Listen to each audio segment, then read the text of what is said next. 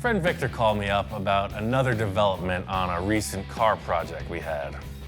I said, hey, Ian, the Grand Nationals is coming up in the next couple months. It's one of the best shows in California. We need to get the T-Bird in there. He says, yeah, that's a good idea. Let's do that. Victor's been a client for a long time. We made this bubble top T-Bird show car thing, full custom body, skirted wheels, hydraulic opening, clear plastic bubble top, just crazy, futuristic show car. Once I started thinking about Grand Nationals, I said, hey, we need to change the look of this car slightly. So I said, hey, Ian, do you mind if we blow another bubble? His eyes like lit up and go, I don't know if it was a sign of happiness or a sign of, oh, shoot, what's this guy get me into this time? Trying to create this clear plastic bubble top was a crazy ride. We figured it out very grassroots in how to accomplish this.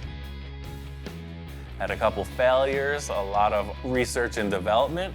The way that we have set up, it's very limited sight inside the oven. Until the thing cools off, you never know how it's gonna stay in shape. It's sort of a Wild West shootout trying to figure out when to turn the heat off, when to raise the lid, and you never know what you get till you take the box and open it. The one we want to blow has got to be into proportion with what that car really is. It's a spaceship coming down to Earth.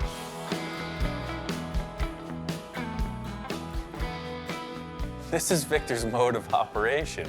He just does this with all of his cars. It seems like he just continually refines these vehicles until maybe he's happy, and then refines them again.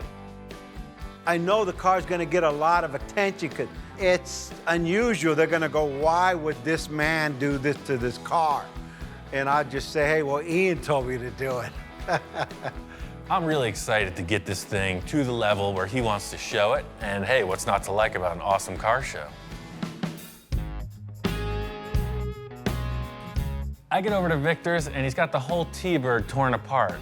It's taken back down to primer, and it's like Groundhog Day. It's like I'm revisiting ground we've already covered.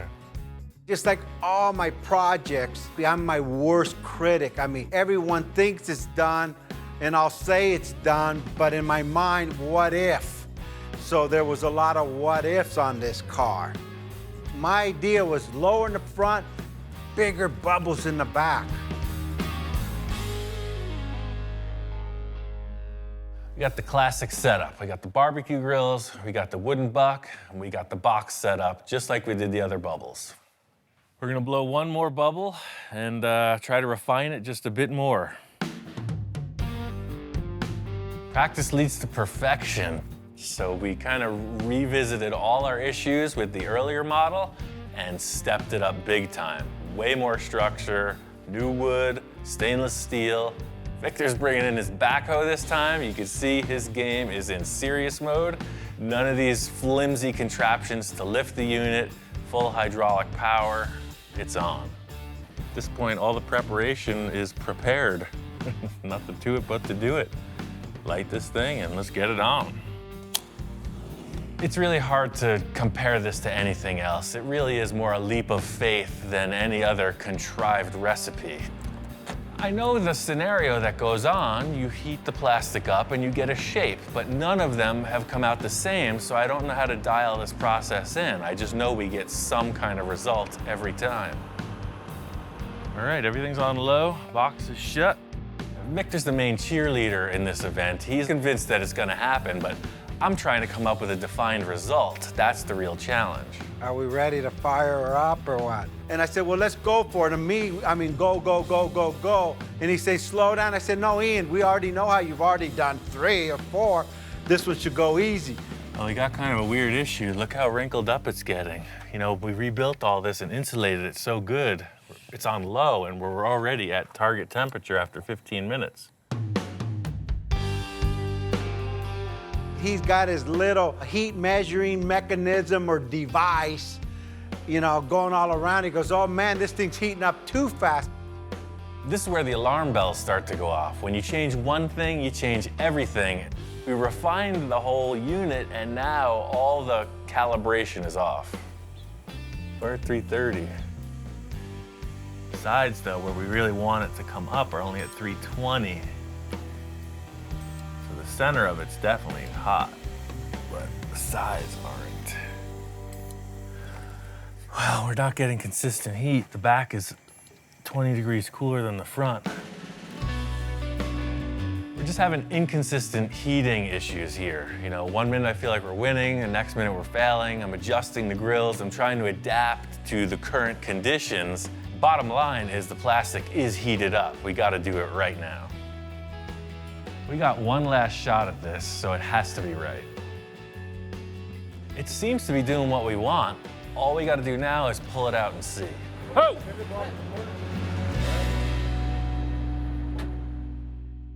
Captain, did we get it?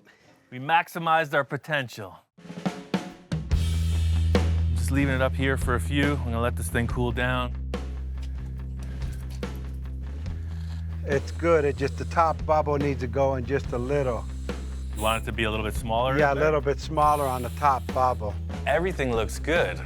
Victor is looking it over. He wants the front of the bubble to be a little bit smaller, so I gotta let some air out of it. Yeah, I think it's about there. We pull it out of the oven, and in looking it over, as time passes, it's deflated. We lost all that definition, man. Let's try to blow it up again. It all went away. I took a shot, tried to add more air to it, but it's already hardened. It's not blowing back up. Nah, man, we didn't get it. It's off the buck. There's no more shape in the back. I think it's a loss. We get the bubble out of the oven, and it's not only deflated where he wanted it to, but it deflated where we don't want it to. And at this point, you know, I just look over at Ian, and I didn't know if there's anything more he could do to save this bubble. It's cooling off at a rapid rate. Last-ditch effort. The only thing I can come up with is put it back in the oven. Try to reheat it, try to save it.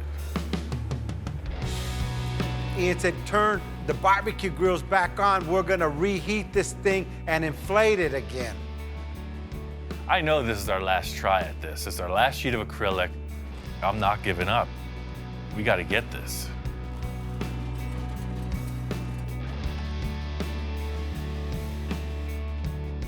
Victor's a great client because at times like this, he keeps his head together. Somebody might fall apart in a crisis situation. This is how he rolls. I'm that guy that just thinks these crazy things up in hope they work. I mean, I'm even crossing my fingers now. Where we're gonna end up, nobody knows. I think Victor's kind of an adrenaline junkie. He just likes to go for it. I'm running around trying to get this thing heated evenly and then slowly let the air in. It looks like it's working. Seems to be doing just what it did before. It's taking its shape again. It's a good sign. Just gonna let it cool like this and not take the air off until it's solid. I am totally lucky that this thing reinflated. Completely dodged a bullet. It was a total fail. Looks like it's gonna recover. And I'm glad that we did what we did, because originally the front bubble was too big. It was gonna look like a baseball cap. And it did deflate probably 2 or 3 inches. Way better, yeah. Victor and I are walking around looking at it, and it seems like we got what we needed, but you never know till it's out of the box and right side up.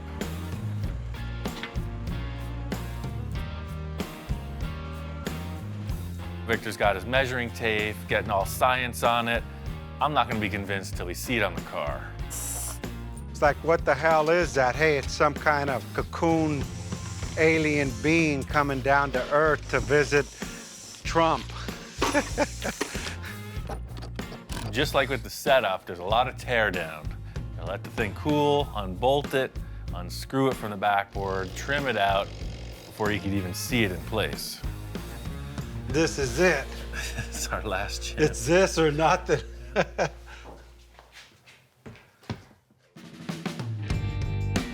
We go and put it on top of the car.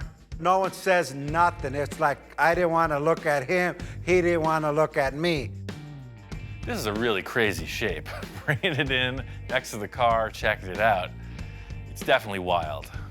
I just don't know if we need it that wild. Firstly, we're trying to create this unique shape that no one's ever done. And secondly, we're trying to make the car look better for it. So it's kind of a twofold approach. The ribs I love, but to me, the car's gotta flow. The back flows, it's a little high on the front. I'm not sure it's working. And I said, Ian, you achieved what I wanted you to achieve, but it doesn't go into proportion with the car. It's flowing in the back. To me, this should be coming from this point.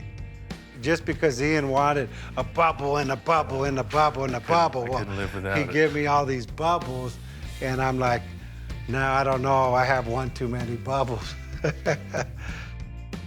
Sometimes bigger isn't always better. I mean, it's an amazing plastic sculpture for sure, but it sort of dwarfs the proportions of the vehicle itself. I got an idea that just might remedy the situation.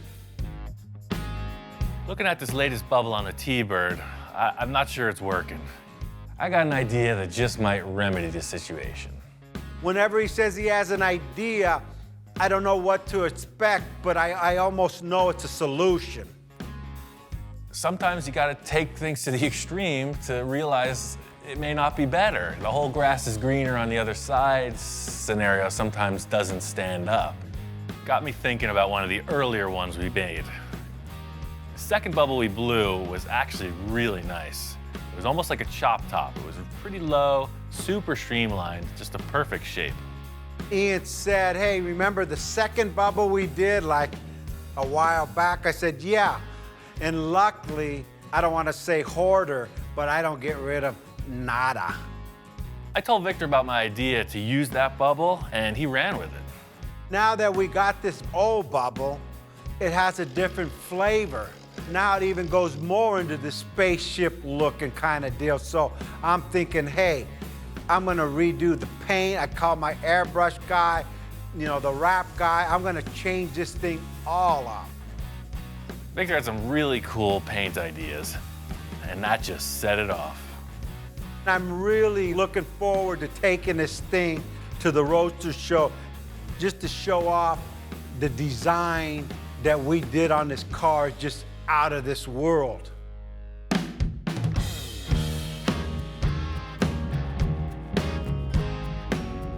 It's a 3-day event. Victor's gonna get here over the weekend.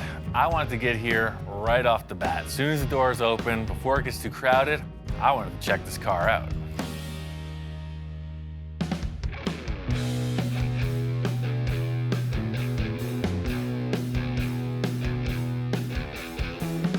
Finally got this car finished. The reason we decided to go with the smaller bubble is it just looked more streamlined. We made all those crazy accomplishments with the ridges and everything else, and in the end, we just felt like maybe that showed the car off better. It's got a really slick, low, streamlined look. The show just opened. We got loaded in. People are on their way. I'm interested to see what the response is. The cool thing about this car show is everybody's here. A lot of old friends. Rich Evans, Gene Winfield, all the folks from the magazines, a lot of folks that watch the TV show. My friend Bill's even here. He's a client I'd worked with on a few projects in the past. He's checking out the bubble top and he's all questions. This looks different than when I saw it. Yeah, he keeps changing it. The main thing people are asking besides what is it is why the heck does it look so different from the prior build on the TV show? The answer is Victor. He's always changing his mind. I hate to say it, but Victor, you keep doing better. Well, that's the thing. He's never done with this thing, so. Looks great. For me, the choice in the bubble seals the deal. This car looks fast, standing still. Victor topped it off with this amazing graphic, the vinyl wrap, and then he candy clear coated over it. The car really looks 10 miles deep. Enough of this T-Bird. I mean, I've freaking labored over this thing for years. It's nice for me to see it complete. I'm here for the car show. I want to see what's fresh and new.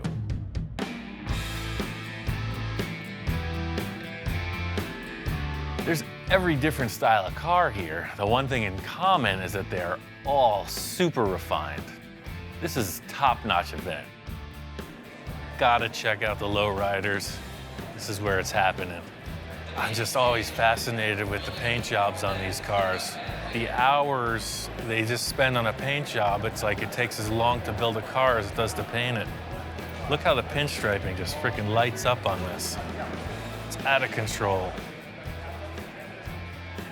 Look at the engine lid on this thing. That's probably vacuum formed, but the same thing, it's definitely acrylic.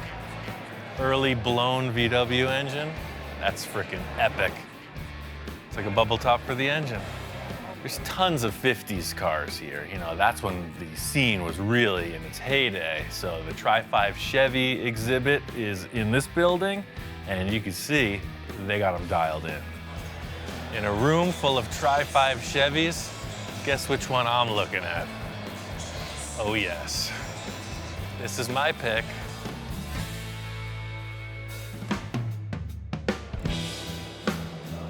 This is a car built by Gary Wales. I was introduced to him at the Pasadena Art Center show.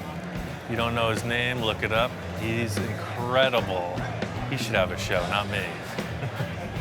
Built these giant vehicles out of antique truck parts. He builds hot rods out of super nice, like Rolls-Royce parts. Just incredible craftsman. When I grow up, I want to be just like him.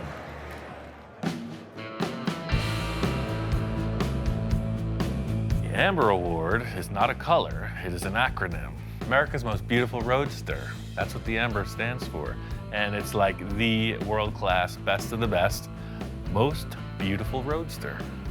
This room is all the Amber Award contenders, and if I had to pick one, this is my pick. Well, this thing is completely customized, every bit of it, but I like the fact that it doesn't try too hard to look expensive. It's easy to just get carried away with $1 million schemes, and this thing is just classy.